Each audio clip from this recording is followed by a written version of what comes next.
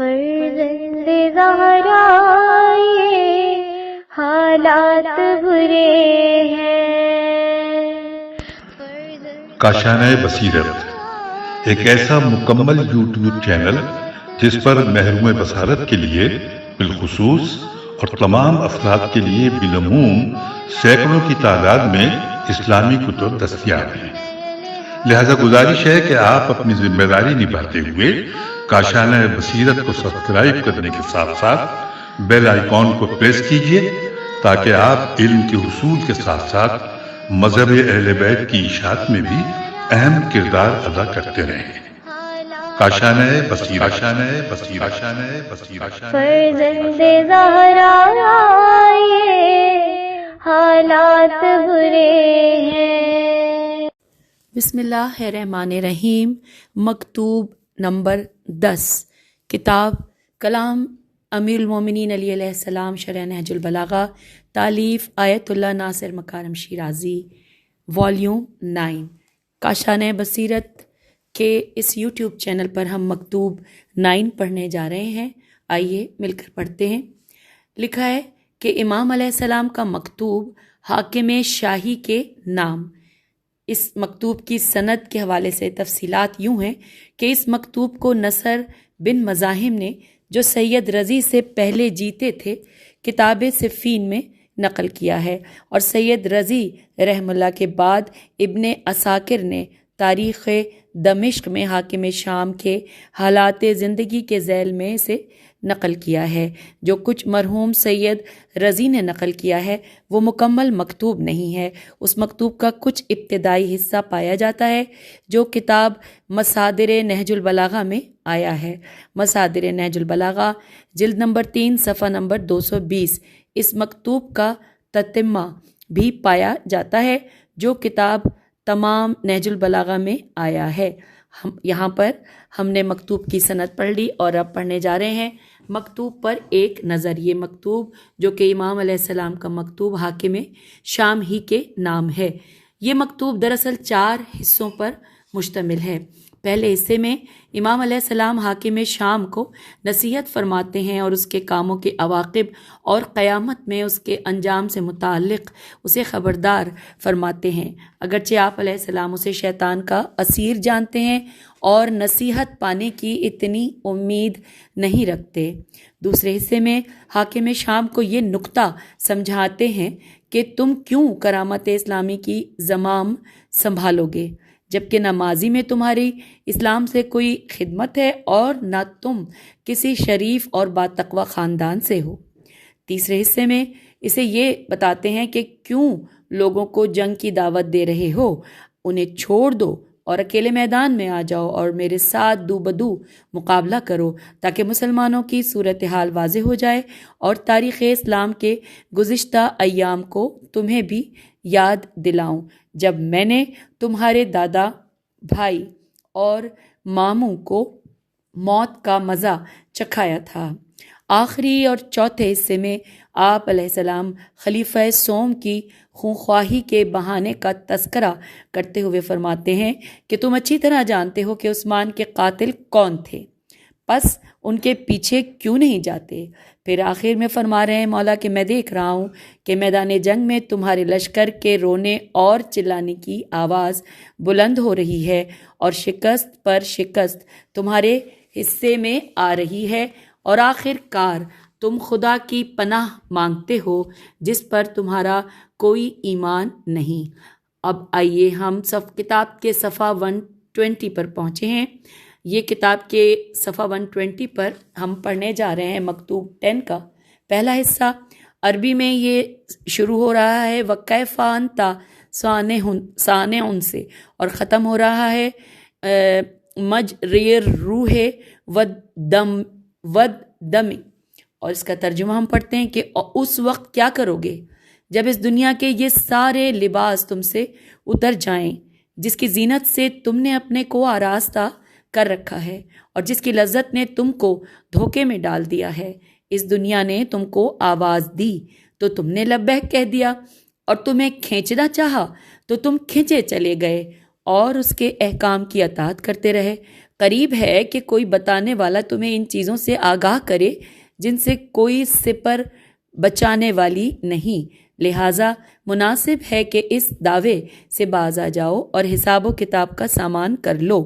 آنے والی مصیبتوں کے لیے کمر بستہ ہو جاؤ اور گمراہوں کو اپنی سماعت پر حاوی نہ بناؤ، ورنہ ایسا نہ کیا تو میں تمہیں ان تمام چیزوں سے باخبر کر دوں گا کہ جن سے تم غافل ہو۔ تم عیش و عشرت کے دلدادہ ہو، شیطان نے تمہیں اپنی گرفت میں لے لیا ہے اور اپنی امیدوں کو حاصل کر لیا ہے، اور تمہارے رگ و پے میں روح اور خون کی سرایت کر گیا ہے۔ Inverted comma close. یہاں پر پہلے حصے کا ہم نے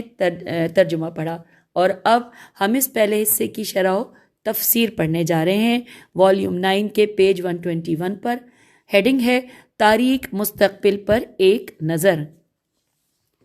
جیسا کہ اوپر ہم نے ذکر کیا کہ اس مکتوب کا کچھ ابتدائی حصہ پایا جاتا ہے جو مرحوم سید رضی رحمہ اللہ نے نہج البلاغہ میں نقل نہیں کیا ہے۔ امام علیہ السلام اس مکتوب کے آغاز میں اللہ تعالیٰ کی حمد و ثنا اور دنیا اور دنیاوی زندگی کی ناپائیداری کی طرف اشارہ کرنے کے بعد حاکم شام سے یوں مخاطب ہوتے ہیں، انورٹڈ کاما، کہ اس وقت کیا کرو گے جب اس دنیا کے یہ سارے لباس تم سے اتر جائیں گے اور جس کی زینت سے تم نے اپنے آپ کو آراستہ کر رکھا ہے اور جس کی لذت نے تم کو دھوکے میں ڈال دیا ہے، انورٹڈ کاما کلوز۔ اور اس کے بعد مولا فرما رہے ہیں کہ اس دنیا نے تم کو آواز دی تو تم نے لبیک کہہ دی، اور تمہیں کھینچنا چاہا تو تم کھینچتے چلے گئے اور اس کے احکام کی اطاعت کرتے رہے، انورٹڈ کاما کلوز۔ امام علیہ السلام نے ان عبارات میں دنیا کے لیے ایک خوبصورت تشبیہ بیان فرمائی ہے۔ آپ علیہ السلام نے دنیا کی رنگینیوں کو رنگ برنگ کے ملبوسات سے تشبیہ دی ہے، یا اس چادر سے تشبیہ دی ہے کہ جو سر پر اوڑھی جاتی ہے، دنیا کی خوبصورتیوں کو فریب دینے والی اور اس کی لذتوں کو اپنی طرف کھینچنے اور جذب کرنے والی قرار دیا ہے۔ ہوس پرست اور دنیا کی حقیقت سے بے خبر لوگ جلد اس کی طرف جذب ہو جاتے ہیں اور ان خوبصورتیوں اور لذتوں کو برقرار رکھنے کے لیے دنیا کے آگے سر تسلیم خم کر دیتے ہیں اور اس کے حکم پر عمل کرتے ہیں۔ اس کے بعد امام علیہ السلام ایسا کرنے والوں کے انجام کی طرف اشارہ کرتے ہوئے فرماتے ہیں، انورٹڈ کاما، کہ قریب ہے کہ کوئی بتانے والا تمہیں ان چیزوں سے آگاہ کرے جن سے کوئی سپر بچانے والی نہیں ہے، لہٰذا مناسب ہے کہ اس دعوے سے باز آ جاؤ اور حساب و کتاب کا سامان تیار کر لو، آنے والی مصیبتوں کے لیے کمر بستہ ہو جاؤ اور گمراہوں کو اپنی سماعت پر حاوی نہ بناؤ، انورٹڈ کاما کلوز۔ ان عبارات میں امام علیہ السلام حاکم شام کو انحرافات کی جڑوں کی بھی نشاندہی فرماتے ہیں اور اس درد کی دوا بھی اسے بتلاتے ہیں۔ آپ علیہ السلام فرماتے ہیں کہ بہترین راہ یہی ہے کہ حکومت شام سے کنارہ کشی اختیار کرو اور حساب الہی کے لیے تیار ہو جاؤ۔ یہ جملہ کہ شمر لما قد نزل بکا، یعنی کہ یا تو ان دردناک حوادث کی طرف اشارہ ہے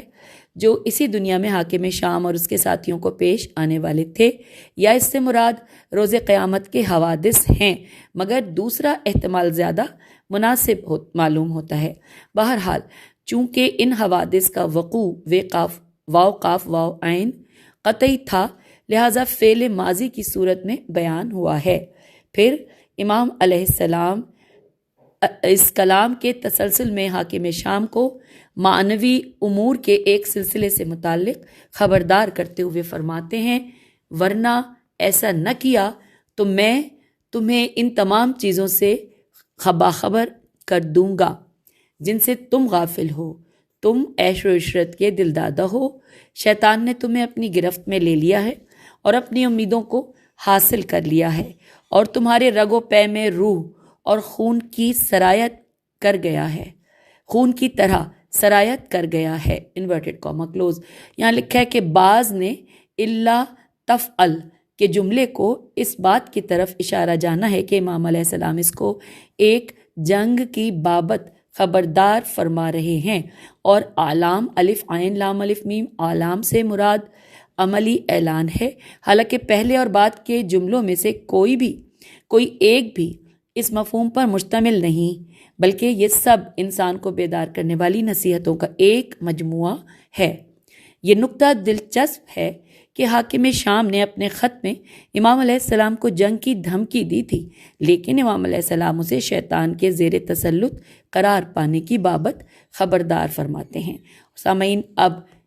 پیج 123 پر ہم مکتوب 10 کا دوسرا حصہ پڑھنے جا رہے ہیں۔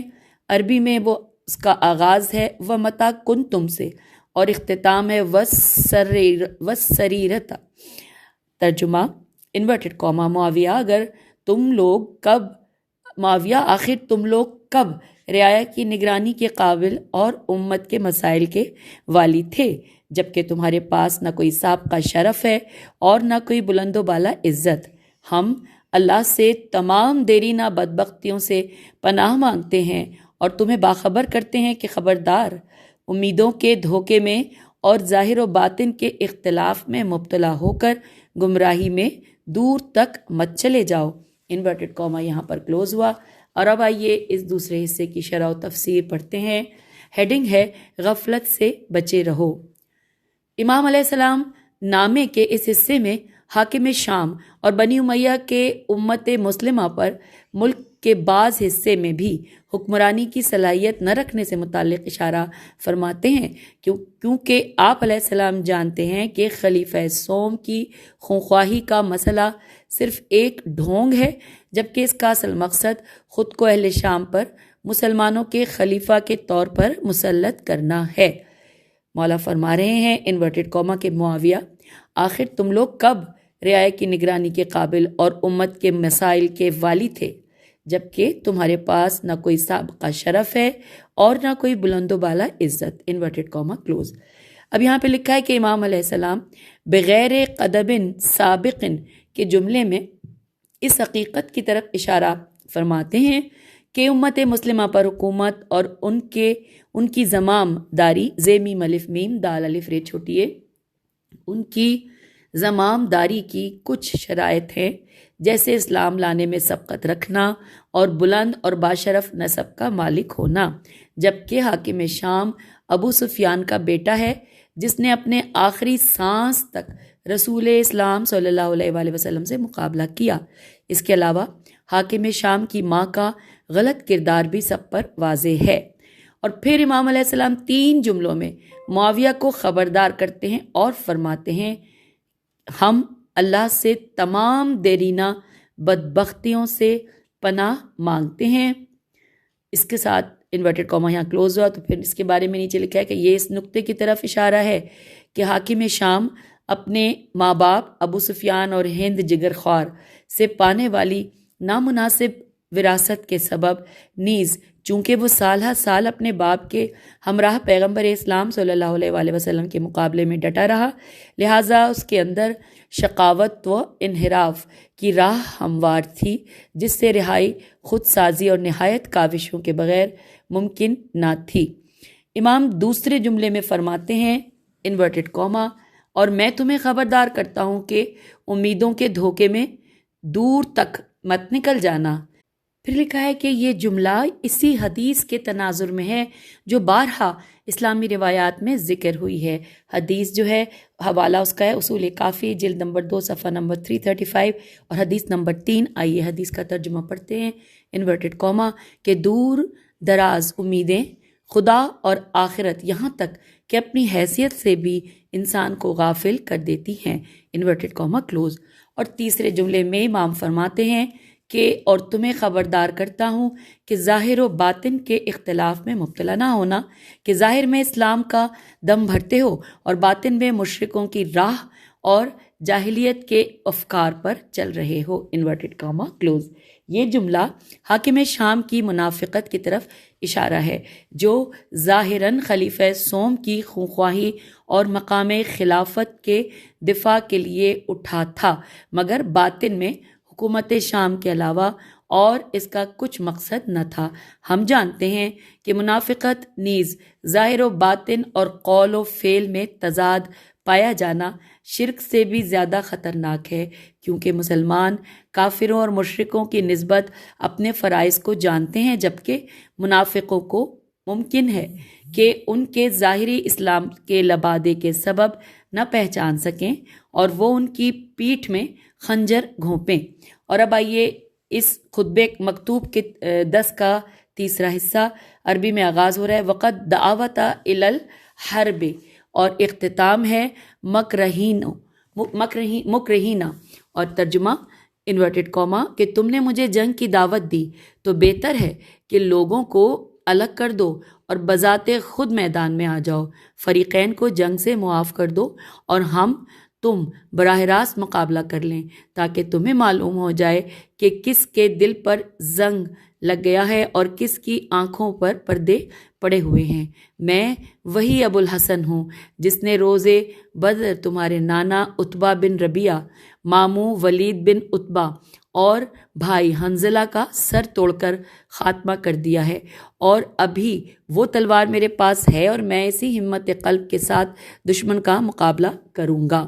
میں نے نہ دین تبدیل کیا ہے اور نہ نیا نبی اختیار کیا ہے، میں اسی راستے پر چل رہا ہوں جسے تم نے اختیاری حدود تک چھوڑ رکھا تھا اور پھر مجبوراً داخل ہو گئے تھے۔ Inverted comma close. آئیے اس کی شرح و تفسیر پڑھتے ہیں۔ ہیڈنگ ہے میں ہمیشہ راہ ہدایت پر گامزن ہوں۔ امام علیہ السلام مکتوب کے اس حصے میں حاکم شام کے خط کے ایک اور حصے کا جواب دیتے ہیں۔ حاکم شام کچھ تنزیہ، بے باکانہ اور بے ادبانہ کلمات کے ذریعے امام علیہ السلام کو جنگ کی دھمکی دیتا ہے، اور آپ علیہ السلام کا معاذ اللہ ایک ایسے آدمی کے طور پر نام لیتا ہے جس کی آنکھوں پر پردہ اور دل پر زنگ چڑھا ہوا ہو۔ واقعی یہ عجیب بات ہے کہ جو شخص اثر جاہلیت کی باقیات میں سے اور اسلام کے سخت ترین دشمن کا بیٹا ہو، وہ ایسی ہستی سے بے ادبانہ باتیں کرے جس کا پورا وجود بچپن سے لے کر آخر عمر تک اسلام کی خدمت میں رہا ہے اور جو عرب کا بہادر ترین مرد شمار ہوتا ہے۔ بہرحال آپ علیہ السلام فرماتے ہیں انورٹڈ کاما کہ تم نے مجھے جنگ کی دعوت دی ہے تو بہتر یہ ہے کہ لوگوں کو الگ کر دو اور بذات خود میدان میں آ جاؤ، فریقین کو جنگ سے معاف کر دو اور تم براہ راست مقابلہ کر لیں، تاکہ تمہیں معلوم ہو جائے کہ کس کے دل پر زنگ لگ گیا ہے اور کس کی آنکھوں پر پردے پڑے ہوئے ہیں۔ Inverted comma close. امام علیہ السلام حاکم شام کو صریحاً اس کے اپنے الفاظ میں مخاطب کرنے کے بجائے اسے یوں منہ توڑ جواب دیتے ہیں، اگر تم جنگ سے متعلق اپنی دھمکی میں واقعی سچے ہو تو دونوں طرف سے مسلمانوں کا خون بہانے کے بجائے تم خود میدان میں اترو اور دو بدو میرا مقابلہ کرو۔ یقیناً حاکم شام کے پاس اس پیشکش کے لیے کوئی جواب نہ تھا، کیونکہ وہ اپنے آپ کو کبھی بھی ایسا مرد میدان نہیں سمجھتا تھا۔ مرحوم مغنیہ میم غین نون یہ نے کتاب الامامت والسیاست میں ایک دلچسپ نکتہ نقل کیا ہے کہ جب امام علیہ السلام کا یہ پیغام حاکم شام کو پہنچا تو عمرو بن عاص نے حاکم شام سے کہا کہ کیا تم علی علیہ السلام سے مقابلے کے لیے میدان میں جانے سے ڈرتے ہو؟ واللہ میں تو جاؤں گا، اگرچہ 1000 بار مارا جاؤں۔ اسی لیے جنگ صفین میں عمرو بن عاص علی علیہ السلام سے مقابلے کے لیے میدان میں آیا اور امام علیہ السلام نے بھی اس پر نیزے سے ایسا وار کیا کہ اس کے قدم اکھڑ گئے۔ اسی مقام پر عمرو نے اپنی نجات کا اس کے سوا کوئی راستہ نہ پایا کہ اپنے بدن سے لباس اٹھا کر شرمگاہ کو آشکار کر دے، کیونکہ وہ جانتا تھا کہ علی علیہ السلام حیا کے سبب اس سے منہ پھیر لیں گے اور یوں وہ نجات پائے گا۔ اسی لیے حاکم شام بعد میں عمرو بن عاص سے کہا کرتا تھا کہ 2 چیزوں نے تمہاری جان بچا دی، ایک تمہاری شرمگاہ اور دوسری علی ابن ابی طالب علیہ السلام کی حیا۔ اس کے بعد امام علیہ السلام اس کلام کی تائید میں فرماتے ہیں انورٹڈ کاما کہ میں وہی ابو الحسن ہوں جس نے روز بدر تمہارے نانا عتبہ بن ربیعہ، ماموں ولید بن عتبہ اور بھائی حنظلہ کا سر توڑ کر خاتمہ کر دیا ہے، اور ابھی وہ تلوار میرے پاس ہے اور میں اسی ہمت قلب کے ساتھ دشمن کا مقابلہ کروں گا۔ Inverted comma close. ہم جانتے ہیں کہ عتبہ بن ربیعہ جو حاکم شام کا نانا تھا، جنگ بدر میں عبیدہ بن حارث رضی اللہ حضرت علی علیہ السلام کے چچا زاد، ان کے مقابلے میں آیا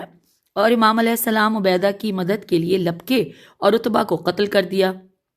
حاکم شام کا بھائی بنام شیبہ یا شیبہ، شین یہ بے ہے، شیبہ بن ابو سفیان حضرت حمزہ علیہ السلام کے مقابلے میں آیا اور امام علیہ السلام نے حضرت حمزہ علیہ السلام کی مدد فرماتے ہوئے شیبہ کو بھی زمین پر پچھاڑ دیا۔ اس کے بعد حاکم شام کا ماموں جس کا نام ولید بن عتبہ تھا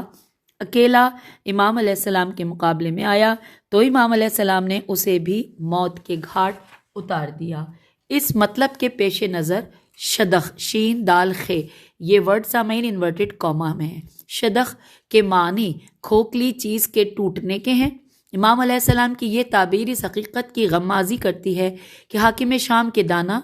بھائی اور ماموں جو جنگ بدر میں مارے گئے ان کی کھوپڑیاں کھوکھلی اور سوجھ بوجھ والے دماغ سے خالی تھیں۔ اگرچہ حاکم شام اپنے خط میں جذباتی اور کھوکھلے الفاظ کا استعمال کیا کرتا تھا، مگر امیر المومنین حضرت علی علیہ السلام نرم اور حقیقی طاقت و قدرت پر مبنی تعبیرات استعمال فرماتے تھے۔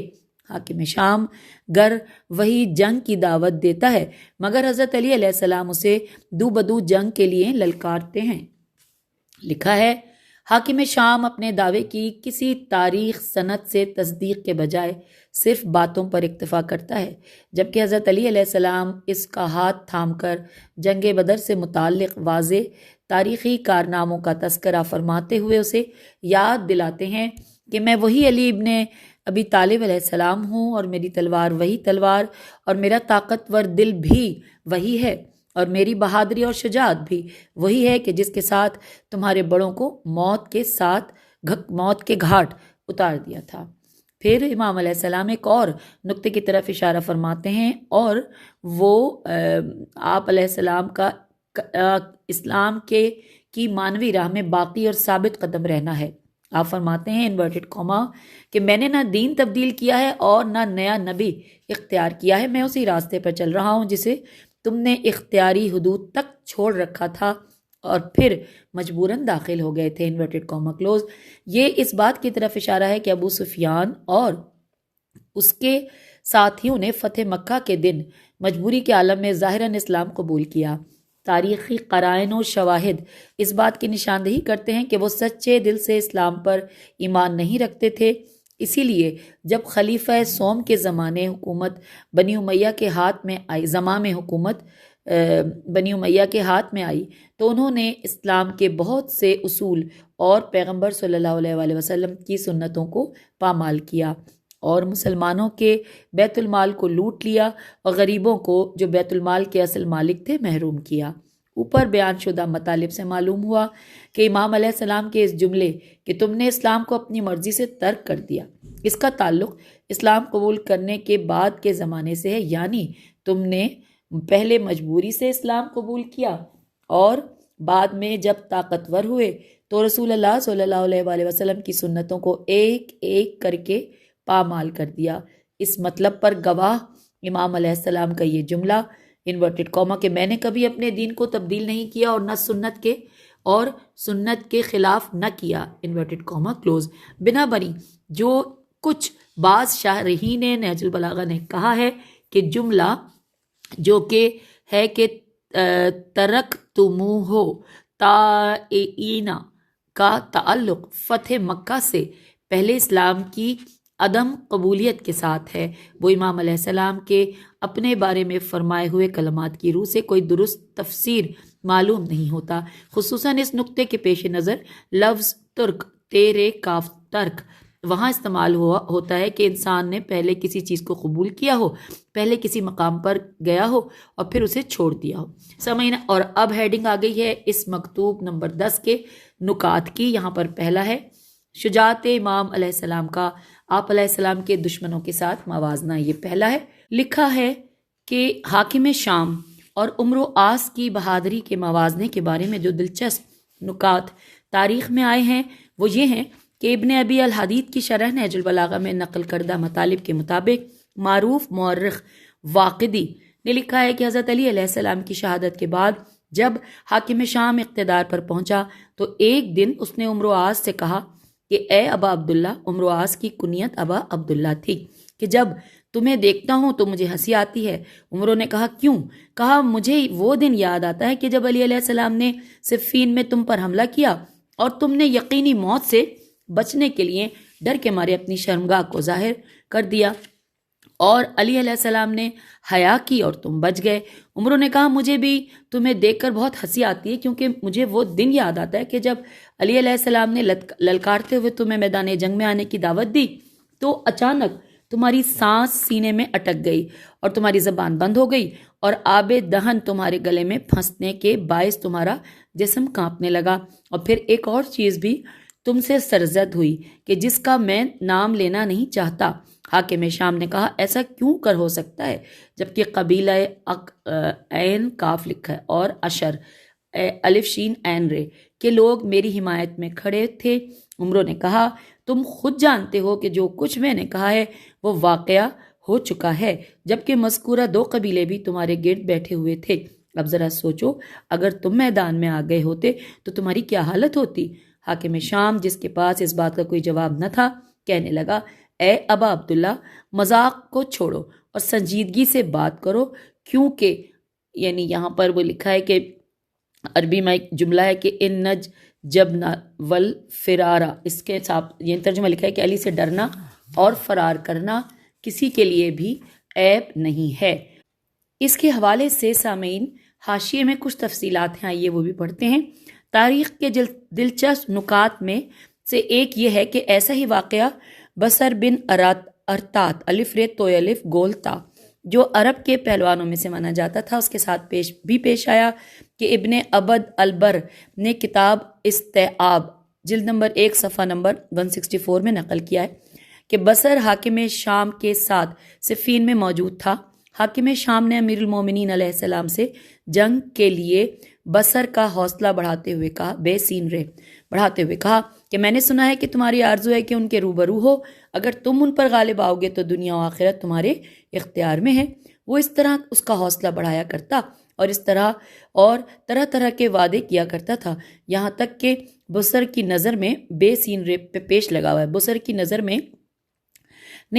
نظر امیر المومنین علیہ السلام پر پڑی جو میدان جنگ میں تھے، اور بصر امام علیہ السلام کی طرف بڑھا اور آپ علیہ السلام سے مقابلہ شروع کیا، اور پھر لکھا ہے کہ امام علیہ السلام نے ایک ہی وار سے اسے زمین پر پچھاڑ دیا تو اس نے بھی اسی کام کا سہارا لیا جس کا عمرو آس نے لیا تھا، یعنی اپنا لباس اوپر اٹھا کر اپنی شرمگاہ کو ظاہر کیا۔ امام علیہ السلام نے اس سے نظریں پھیر لیں جس طرح عمرو آس سے پھیر لی تھیں۔ حوالہ ہے شرح نہج البلاغہ ابن ابی الحدید جلد نمبر 6 صفحہ نمبر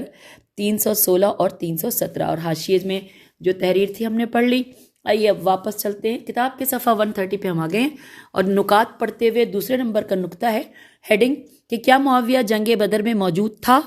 آئیے تفصیلات یوں ہیں کہ ابن ابی الحدید لکھتے ہیں کہ میں نے اپنے استاد نقیب سے پوچھا کہ کیا حاکم شام جنگ بدر میں مشرکوں کے ساتھ تھا؟ کہا ہاں۔ اب اولاد ابو سفیان سے 3 نفر حنظلہ، عمرو آس اور معاویہ اس جنگ میں شریک تھے، ان میں سے ایک حنظلہ مارا گیا اور دوسرا عمرو آس گرفتار ہوا، جبکہ حاکم شام فرار کر گیا اور پیدل ہی مکے کی طرف چل پڑا۔ جب مکہ پہنچا تو اس کے دونوں پاؤں سوج گئے اور 2 مہینے تک علاج ہوتا رہا، تب ٹھیک ہوئے۔ اس کے بعد استاد مزید بتاتے ہیں کہ اس سلسلے میں کسی بھی مورخ نے کوئی شک و تردد نہیں کیا ہے کہ حنظلہ علی علیہ السلام کے ہاتھ مارا گیا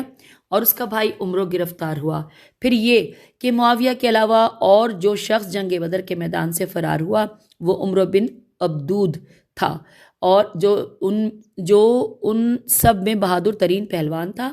وہ جنگ بدر میں شریک تھا اور پاپیادہ فرار کر گیا، اور جب مکے پہنچا تو بیمار ہوا، پھر ٹھیک ہونے کے بعد جنگ خندق میں شریک ہوا اور علی علیہ السلام کے ہاتھوں مارا گیا، اور جو بدر کے دن امام علیہ السلام کے ہاتھ سے بھاگ نکلا تھا اس کی تلافی جنگ خندق میں کر دی گئی۔ پھر استاد نے مزید کہا کہ ایک شخص نے اعمش الف عین میم شین سے پوچھا کہ کیا حاکم شام اہل بدر میں سے تھا؟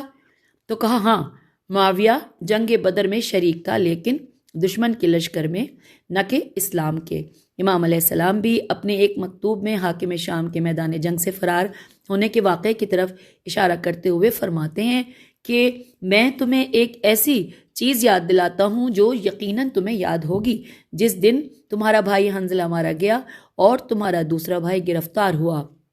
اور میں تمہارے پاس آیا تو تم بھاگ کھڑے ہوئے، اور اگر میرا یہ شیوا نہ ہوتا کہ تم بھاگنے والوں کو تعقب نہیں کرتا تو تم بھی ان سے جا ملے ہوتے۔ اور اب ہم پہنچ گئے ہیں چوتھا حصہ پڑھنے کے لیے اس مکتوب کے۔ عربی میں ہے وَزَعَمْتَ أَنَّكَ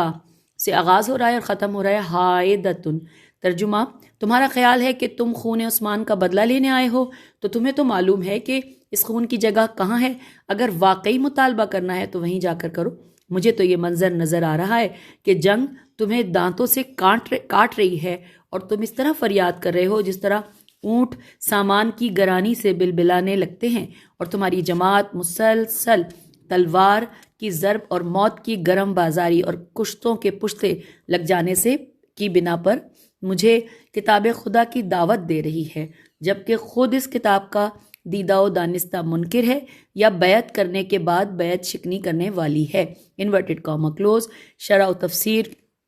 ہیڈنگ: دشمن کا تاریک اور مکروہ مستقبل۔ لکھا ہے اس مکتوب کے آخری حصے میں امام علیہ السلام پھر قتل خلیفہ سوم کے بارے میں گفتگو فرماتے ہیں کہ حاکم شام نے اسے سرکشی اور مخالفت کے لیے ایک آڑ قرار دیا تھا اور خلیفہ سوم کی خونخواہی صرف ایک ڈھونگ تھا۔ آپ علیہ السلام فرماتے ہیں کہ تمہارا خیال ہے کہ تم خون عثمان کا بدلہ لینے آئے ہو، تمہیں تو معلوم ہے کہ اس خون کی جگہ کہاں ہے، اور اگر واقعی مطالبہ کرنا ہے تو وہیں جا کر کرو۔ Inverted comma close. یہ اس نقطے کی طرف اشارہ ہے کہ اگر خون عثمان میں شریک لوگوں کو چاہتے ہو تو اس میں تمہارے دوست طلحہ و زبیر شریک تھے، اور اگر ان لوگوں کے پیچھے ہو جنہوں نے انہیں تنہا چھوڑا اور ان کے استغاثے پر کوئی جواب نہ دیا تو وہ تم خود ہو کہ عثمان نے تمہیں خط لکھ کر تم سے مدد کی درخواست کی، لیکن تم نے اس کے لیے کوئی قدم نہ اٹھایا۔ بس تم عثمان کی خونخواہی میں سچے نہیں ہو، اور اگر تم سچے ہوتے تو اس کے علاوہ کوئی اور راہ انتخاب کرتے۔ پھر امام علیہ السلام حاکم شام کی جماعت کے مستقبل اور اس کی اپنے حامیوں کے ہمراہ جنگ سے متعلق یوں پیشن گوئی فرماتے ہیں، انورٹڈ کاما، کہ مجھے تو یہ منظر نظر آ رہا ہے کہ جنگ تمہیں دانتوں سے کاٹ رہی ہے اور تم اس طرح فریاد کر رہے ہو جس طرح اونٹ سامان کی گرانی سے بلبلانے لگتے ہیں۔ Inverted comma close. چنانچہ ہم جانتے ہیں کہ یہ پیشن گوئی جنگ صفین میں سچ واقع ہوئی، اور جب لشکر امام علیہ السلام نے لشکر معاویہ کے گرد گھیرا تنگ کر دیا اور مالک اشتر رضی اللہ معاویہ کے خیمے کے نزدیک پہنچ کر اسے قتل کر دینے والے تھے تو معاویہ اور اس کے ساتھیوں کی چیخ و پکار کی آواز بلند ہو گئی۔ دوسری پیشن گوئی میں آپ علیہ السلام فرماتے ہیں، انورٹڈ کاما، اور تمہیں جماعت مسلسل تلوار کی ضرب اور موت کی گرم بازاری اور کشتوں کے پشتے لگ جانے کی بنا پر مجھے کتاب خدا کی دعوت دے رہی ہے، جبکہ خود اس کتاب کی دیدہ و دانستہ منکر ہے یا بیعت کرنے کے بعد بیعت شکنی کرنے والی ہے۔ Inverted comma close. امام علیہ السلام کی یہ پیشن گوئی بھی من و ان پوری ہو گئی، اور جب شام کا لشکر علی علیہ السلام کے سپاہیوں کے واروں کی زد میں آ کر اپنا توازن کھو چکا تھا اور ایک ایک کر کے زمین پر گر رہے تھے، تو لوگوں کے ایک گروہ نے عمر و آس کے ساتھ قرآنوں کو نیزوں پر چڑھا کر کہا کہ ہم قرآن کے ماننے والے ہیں، جو کچھ قرآن حکم دیتا ہے اسی کو تسلیم کریں گے۔ یہ اس حال میں تھا کہ شامیوں میں سے ایک گروہ در حقیقت کافر اور کتاب خدا کا منکر تھا، کیونکہ انہوں نے امام برحق کی بیعت نہیں کی تھی، جبکہ ان میں سے ایک گروہ ان لوگوں کا تھا کہ جو امام علیہ السلام کی بیعت کر چکے تھے، مگر تمام اسلامی مسلم اصولوں اور عرب میں رائج دیرینہ رسم کے برخلاف اپنی بیعت توڑ کر حاکم شام سے جا ملے تھے۔ البتہ یہ بھی ممکن ہے کہ کوئی یہ اعتراض کرے کہ امام علیہ السلام کی یہ تعبیر شکست کے دہانے پر پہنچے ہوئے دشمن کو کتاب خدا سے غلط فائدہ اٹھانے کی راہ کی نشاندہی کرتی ہے، لیکن یہ اعتراض درست نہیں، کیونکہ امام علیہ السلام اس واقعے کی طرف بالکل ہی مجمل اشارہ فرماتے ہیں، اور جو کہ اس زمانے میں حاکم شام اور اس کے ساتھیوں کے لیے قابل فہم نہیں تھا، کیونکہ آپ علیہ السلام نے صرف کتاب اللہ کی طرف دعوت کا تذکرہ فرمایا ہے، اگرچہ آج ہمارے لیے یہ ایک واضح اشارہ ہے کیونکہ ہم اس کے تاریخی پس منظر سے واقف ہیں۔ اب نقطہ ہے انورٹڈ کاما کہ وہ پیشن گوئیاں جو سچ واقع ہوئیں۔ تفصیلات یوں ہیں کہ جو پیشن گوئیاں امام علیہ السلام نے اس مکتوب میں فرمائی ہیں وہ من نوعاً پوری ہو کر رہی ہیں، کیونکہ 10ویں ماہ صفر 37 ہجری کی صبح نماز صبح کے بعد 2 لشکروں کے درمیان شدید جھڑپ ہوئی۔ شام کا لشکر بری طرح پسپا ہوا، جبکہ لشکر امام علیہ السلام مالک اشتر کی جوشیلی باتوں کے ساتھ مسلسل پیش رفت کرتا جا رہا تھا، اور وہ اس بات کے بالکل قریب پہنچ چکے تھے کہ لشکر شام کو نابود کر کے حاکم شام کو قتل یا اسیر کر دیں۔ عمار بن ربیعہ کہتے ہیں کہ مالک اشتر رضی اللہ نے اپنے ساتھیوں کے درمیان کھڑے ہو کر کہا کہ میرا سارا خاندان تم لوگوں پر قربان ہو، اتنی شدت سے ان پر حملہ کر دو کہ خدا تم سے خوش ہو جائے اور دین حق کی عزت افزائی کرو۔ تم ذرا مجھے دیکھو کہ کس طرح ہر طرف سے حملہ کر رہا ہوں، پس تم بھی حملہ کر دو۔ Inverted comma close. Malik Ashtar اس قدر جنگ میں کھو گئے تھے کہ انہوں نے اپنی آہنی ٹوپی اتار کر قربوس یعنی زمین کا اگلا اٹھا ہوا حصہ اس پر رکھ دی اور چلا کر کہا کہ مومنو ڈٹ جاؤ۔ ابن ابی الحدید اس مقام پر لکھتے ہیں کہ اس ماں پر آفرین ہو جس نے اشتر کو جنا ہے۔ اگر کوئی قسم کھائے کہ حضرت علی علیہ السلام کے بعد عرب میں مالک اشتر جیسا کوئی بہادر نہیں تو غلط نہیں ہوگا۔ اور پھر لکھا ہے کہ بالآخر مالک اشتر ان کے ساتھیوں نے لشکر شام کو تتر بتر کر دیا، ان کے علمداروں کو قتل کر دیا اور ان کی چھاونی تک آگے بڑھتے گئے۔ یہ جنگ رات تک جاری رہی اور وہ رات لیلۃ الحریر کے نام سے مشہور ہوئی۔ اس موقع پر مالک اشتر کے میمنہ کے سردار اور ابن عباس رضی اللہ مصرع کے سردار تھے، اور جبکہ حضرت علی علیہ السلام قلب لشکر کے سردار تھے اور فتح کی نشانیاں بالکل واضح ہو چکی تھی۔ جب حاکم شام کو اس صورتحال سے آگاہ کر دیا گیا تو اس نے امرواس کو طلب کیا اور کہا کہ آج وہ رات ہے کہ جب صبح تک ہمارا کام پورا ہو جائے گا، کچھ تدبیر کر لو اور کوئی منصوبہ بنا لو۔ امرواس نے کہا کہ تمہارے سپاہی حضرت علی علیہ السلام کے سپاہیوں کا مقابلہ نہیں کر سکتے، اس کے علاوہ تم بھی علی علیہ السلام کی طرح نہیں ہو، ان کا مقصد راہ خدا میں شہید ہونا اور تمہارا ہدف دنیا ہے۔ ان سب کے علاوہ اہل عراق تمہاری فتح سے خوفزدہ ہیں، کیونکہ وہ لوگ جانتے ہیں کہ تم ان پر ظلم کرو گے، مگر اہل شام علی علیہ السلام کی فتح سے خوفزدہ ہیں، کیونکہ وہ جانتے ہیں کہ وہ ایک شفیق انسان ہیں اور کسی پر ظلم و زیادتی نہیں کریں گے۔ اب واحد حل یہی ہے کہ تمہارے لشکر کے لوگ صبح قرآنوں کو نیزوں پر چڑھا لیں اور کہیں کہ ہمیں قرآن کی حکومت منظور ہے۔ یہ بات لشکر حضرت علی علیہ السلام کے درمیان اختلاف پیدا کرے گی اور جنگ کی صورتحال کچھ اور ہوگی۔ چنانچہ واقعی ایسا ہی ہوا، جس کی تفصیل ہم پہلے بیان کر چکے ہیں۔ حوالہ ہے شرح نہج البلاغہ ابن ابی الحدید جلد نمبر 2 صفحہ نمبر 205 اور 256۔ سامعین، اب یہاں پر مکتوب 10 مکمل ہوا۔ ہم آپ سے اجازت چاہتے ہیں۔ خدا حافظ، فی امان۔